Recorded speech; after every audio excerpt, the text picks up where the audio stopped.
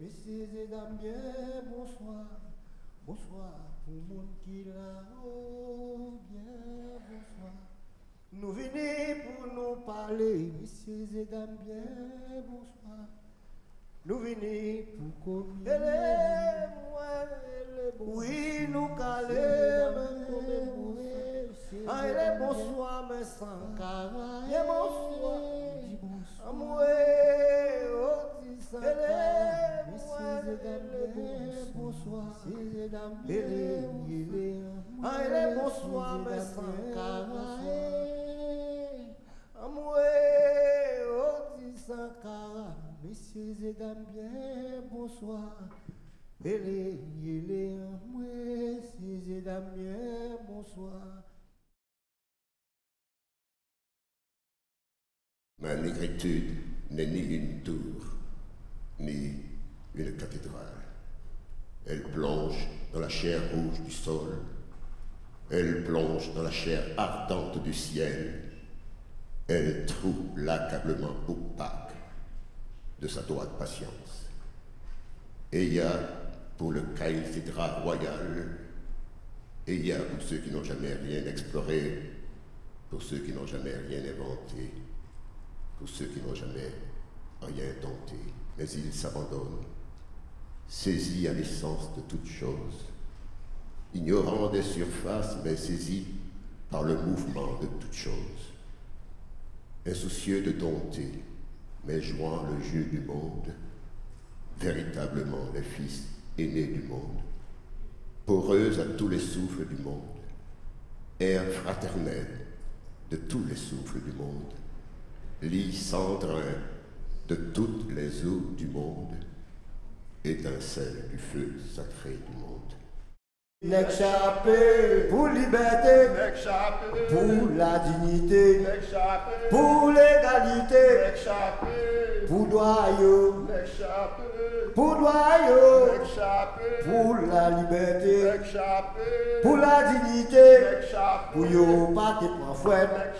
Oh, n'échapper, entrez en bas, voilà. Oh, n'éclamons, rentre en bas, voilà. On a pu penser que les esclaves arrivaient nus au Nouveau Monde, mais je pense que les esclaves n'arrivaient pas nus et emportaient avec cette musique dans leur tête. La musique n'a pas besoin justement d'écrit. La musique n'a pas besoin de quoi que ce soit, on l'a en soi, on la porte en soi. Donc, c'est cela notre Bible. Ça a été notre Bible et je pense que la musique nous a sauvés.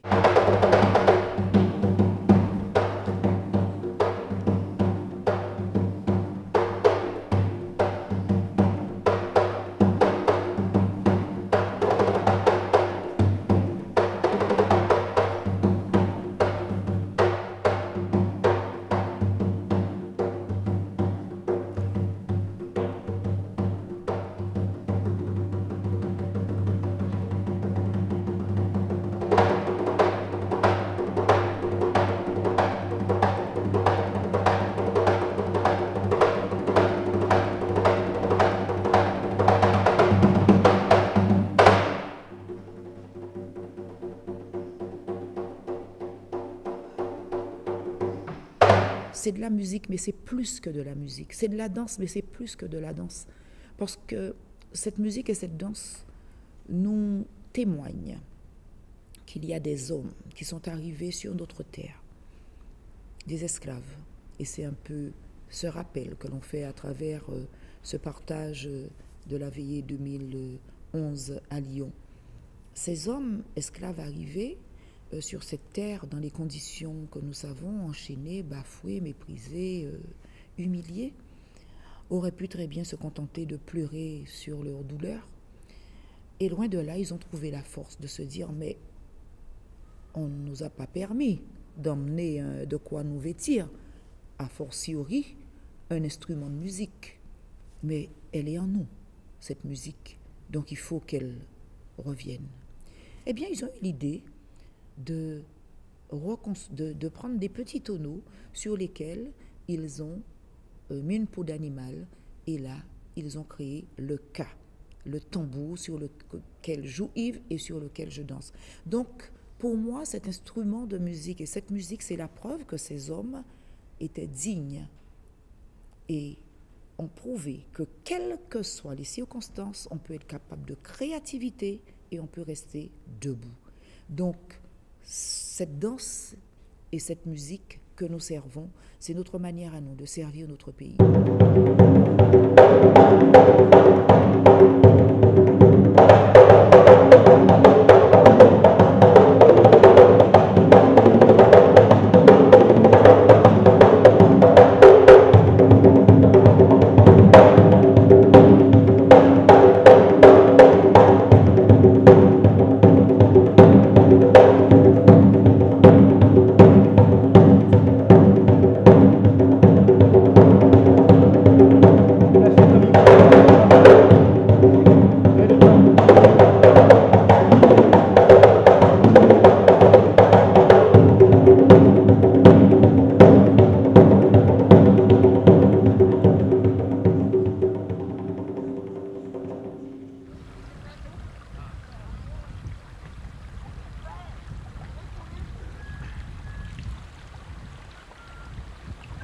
L'enfance est comme une coulée d'or.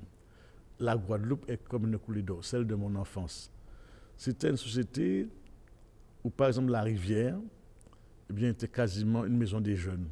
Parce que les femmes y allaient, parce qu'il n'y avait pas beaucoup de machines à laver à ce moment-là, pour laver le linge avec leurs enfants, ou en tout cas, on se retrouvait littéralement en bande de jeunes, mais allant chercher des fruits qui poussent au bord de nos rivières, allant pêcher des écrevisses, allant nous baigner, et dans une sorte de joie, d'émerveillement dans notre rapport à la nature, et notre rapport aussi humain entre nous. Et j'ai été très marqué, c'est pourquoi j'en parle, par ce moment particulier, qui pour moi symbolisait un peu ce qu'était la Guadeloupe à une échelle beaucoup plus grande. C'est quelque chose de chaleureux. Un pays où les arbres parlent, en tant que poète je vois ça comme ça. Un pays où finalement une feuille de bananier peut devenir une lumière dans la nuit. Un pays où les bambous bien soupirent. Un pays où la vie tellurique est toujours présente, et en particulier la nuit. Je ne peux pas écrire autrement que dans la nuit. Parce que la nuit est une nuit totalement vivante. On entend le chant des criquets, le chant des grenouilles, le chant de toutes sortes d'insectes. Et on a l'impression que c'est une symphonie. Et en même temps, on sent des présences obscures, venues certainement du passé et venues de partout, parce que nous sommes un peuple mélangé, un peuple métissé. Et cela donne une qualité particulière à cette nuit, une densité, dirais-je, qui fait qu'elle est évocatrice de beaucoup d'images, évocatrice de beaucoup de sons, évocatrice de beaucoup d'imaginaire également. Ceci est important lorsqu'on est dans la création.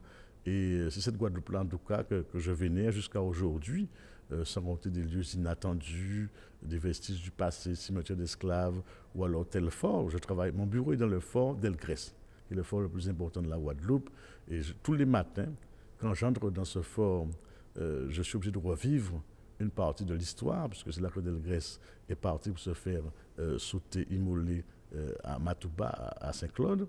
Donc, je suis environné de présence à la fois géographique, à la fois historique, mais également, je dirais, sensuelle.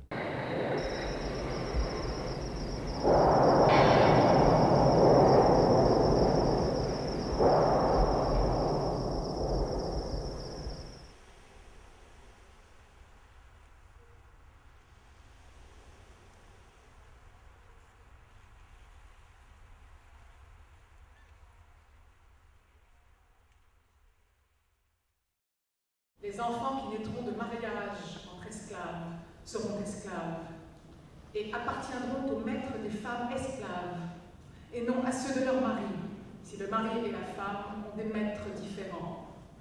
Article 33.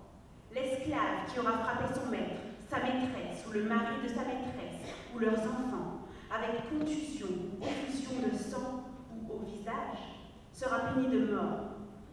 Article 35.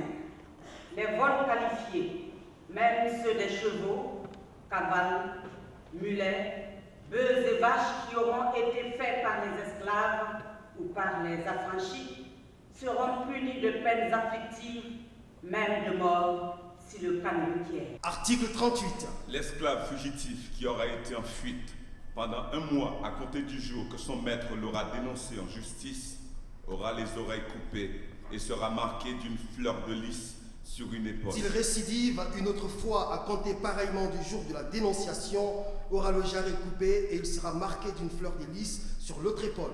Et la 3e fois, il sera puni de mort. Southern trees bear a strange fruit, blood on the leaf and blood at the root, black bodies swinging in the southern breeze, strange fruit hanging from the poplar tree.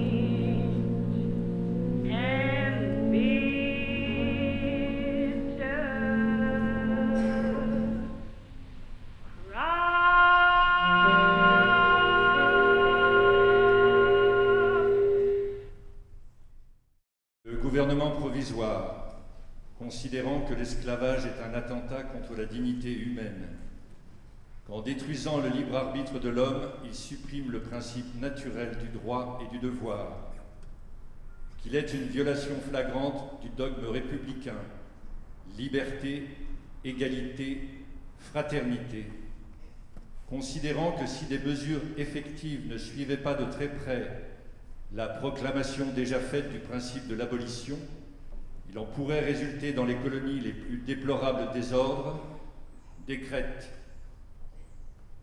Article 1er.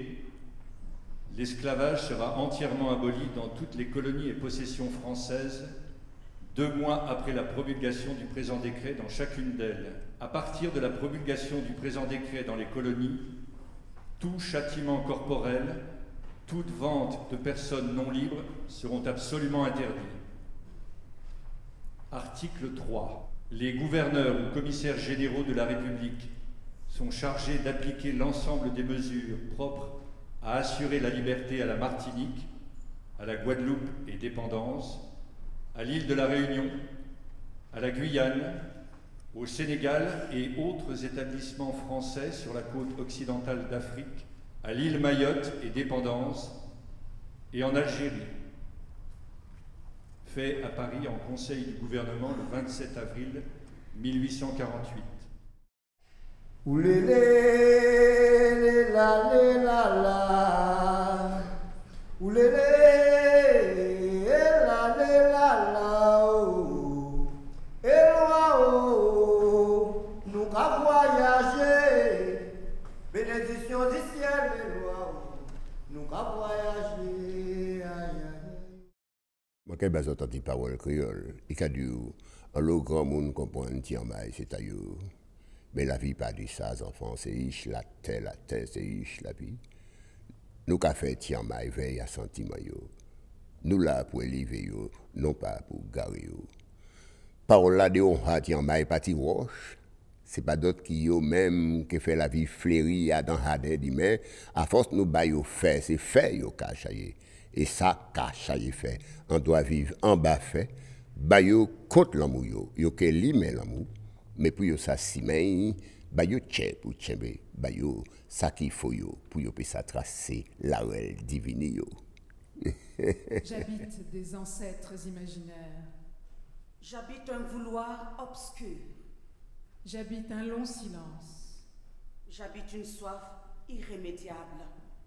J'habite un voyage de 1000 ans. J'habite une guerre de 300 ans. J'habite un culte désaffecté entre bulbes et cailleux. J'habite l'espace inexploité. J'habite du basalte. Non une coulée, mais de la lave. Le mascaret qui remonte la Valleuse à toute allure et brûle toutes les mosquées. Je m'accommode de mon mieux de cet avatar d'une version du paradis absurdement ratée. C'est bien pire qu'un enfer. J'habite de temps en temps une de mes plaies. Chaque minute, je change d'appartement et toute paix m'effraie.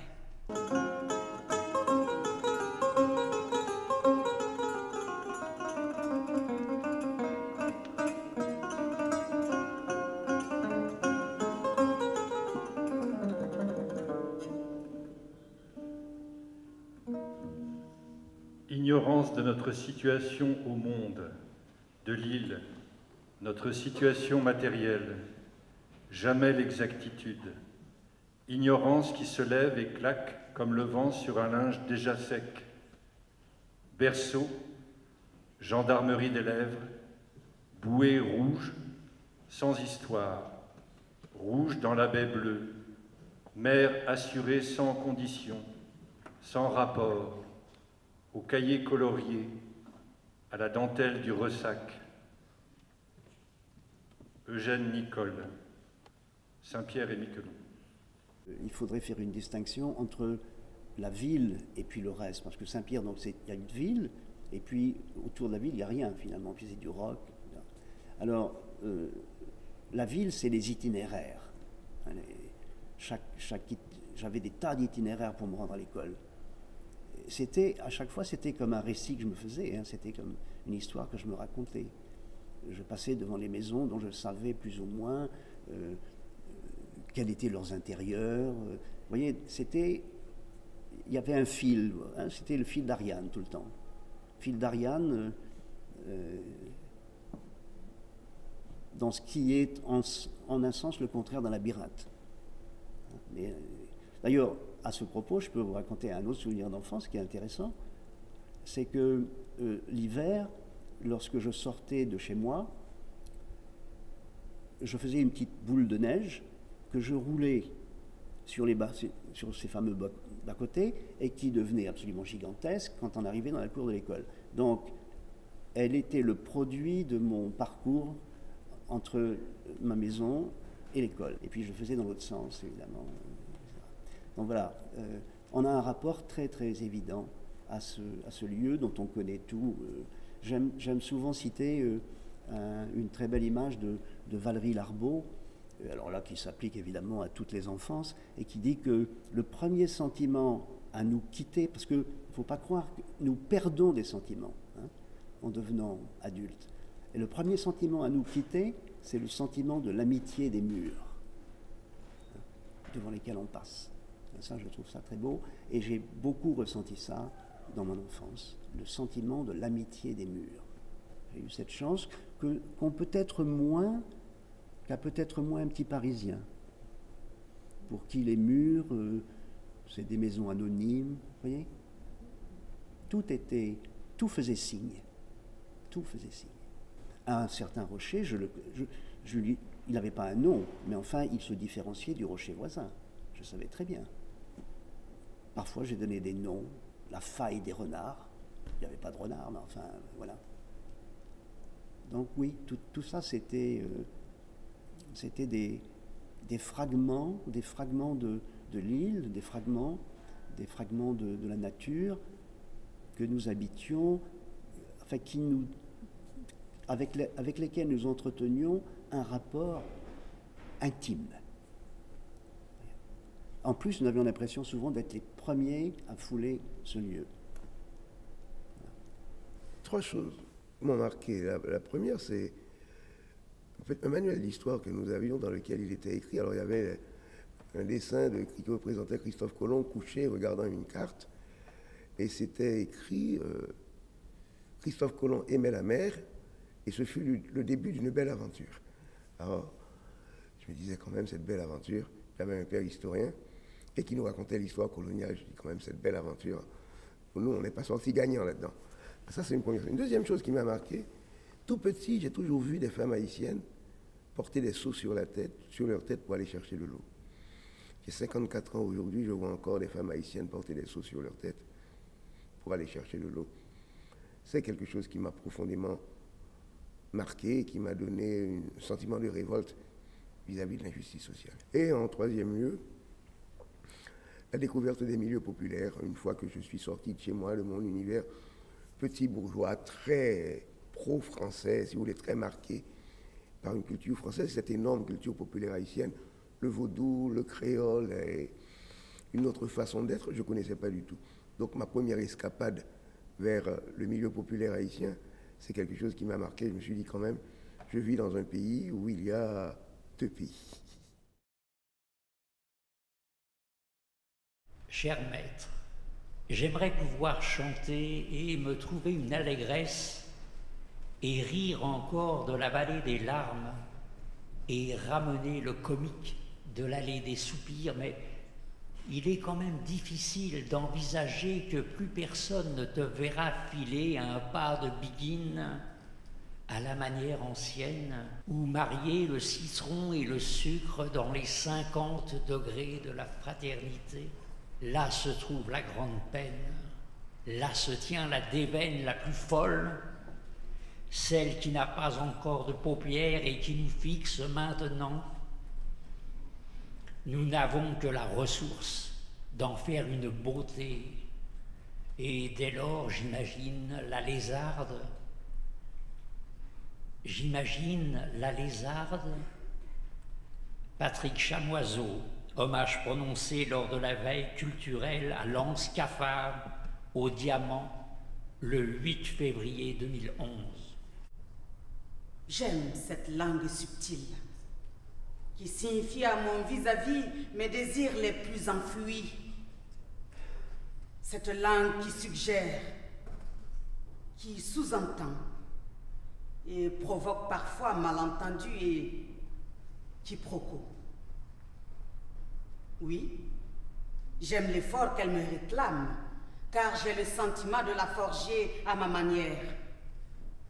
J'ai la tendresse d'une louve pour ce butin que je somme chaque jour d'exprimer notre cheminement. Comme j'étais quand même une petite fille qui n'était pas de ce monde-là non plus, puisque ma mère était institutrice, et bon voilà, donc il me disait, toi qui sais écrire, toi qui sais écrire et lire, est-ce que tu te souviendras de nous? Et je me suis jurée justement de les rendre, parce qu'ils m'ont toujours habité, ils ne m'ont jamais quitté, parce que c'était des exemples forts, c'était des gens vrais. Quand ils aimaient, et quand ils détestaient, ils pouvaient tuer. C'était vraiment une vie à la Tchekhov. Vous voyez, c'était quelque chose de très fort, cette vie que je découvrais enfant. Et alors, elle m'a marqué à tout jamais. Et ce sont ces gens, ce sont ces histoires que j'ai envie de raconter.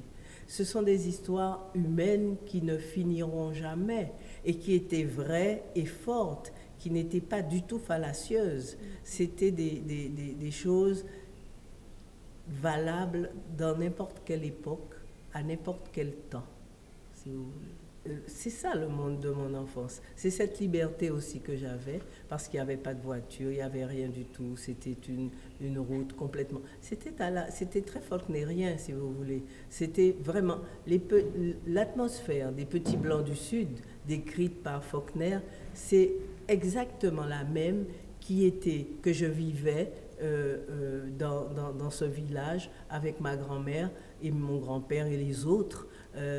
C'est complètement, c'est d'ailleurs, cette littérature de Faulkner, de Caldwell, de tout ce monde, ces petits blancs déshérités qui vivent comme ça une grande histoire finalement, comme le dit James Hadji, ce bel auteur américain qui décrit justement les petits blancs du Sud et qui a eu le prix Pulitzer pour son livre « Et maintenant, louons les grands hommes ».